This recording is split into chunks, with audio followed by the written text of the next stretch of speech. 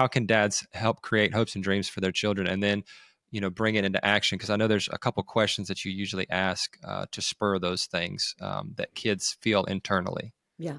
Well, one of the things I tried to do in the book was allow dads to see themselves through their daughter's eyes, which is a very different perspective on how you see yourself.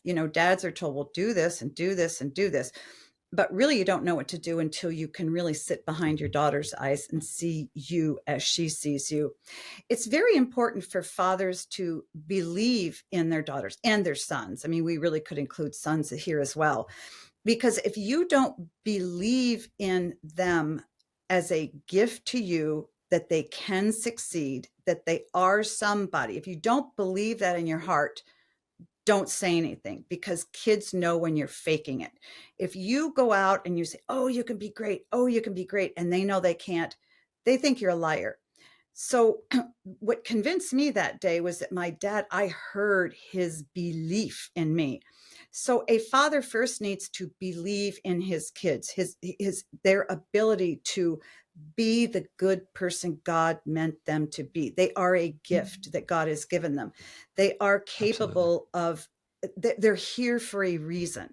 And a good dad's job is to help those kids find the reason. And the reason isn't necessarily to get straight A's or to be, an elite soccer player or whatever. The reason is to be a great person who can serve other people well, to have strong character. And so if a father starts there, I can see my daughter. I've studied my daughter. I see that she's a courageous person. I believe she can develop that courage, and I'm going to help her do that. And so if you don't have those beliefs that can grow moving forward, she'll never grab onto anything, because kids don't want to grab onto anything that's fake or that's contrived or that's sort of a pat cliche, oh, you can be president when you grow up. Well, most kids can't be president. If you do, you wouldn't even want them to be. But to sort of say, I'm your father and this is where I know you can land. My job is to help get you there. So that's how you express your dreams and your wishes. And they're different for every father for his child. Yeah, and for me, I see it as a privilege to be their parent, right? And so every day I have to give them my best.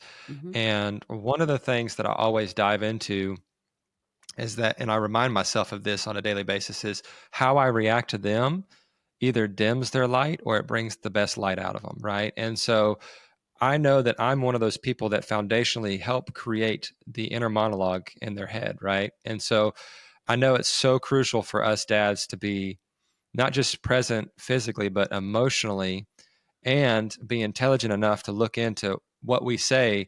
They watch everything, right? Oh, They yeah. see our movements, our body language. They see how we act more than they see how we speak. And so, man, that's just such a crucial thing. So, what are some questions that you think dads can ask about their children that would kind of help create that game plan, that monologue? Because one of the things I remember you saying was, "Am I capable? Am I smart? Or am I Mhm. dumb? Or am I stupid?"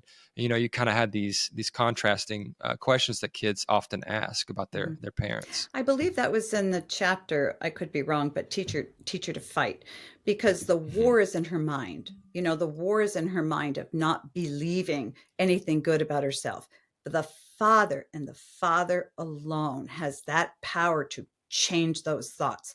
So what I would ask frequently of your daughter, particularly as they come in the prepubertal years, is, you know, what do you think about, how kids behave? What do you think about girls who dress that way? How do you feel when so and so says something to this? So ask them questions, probing.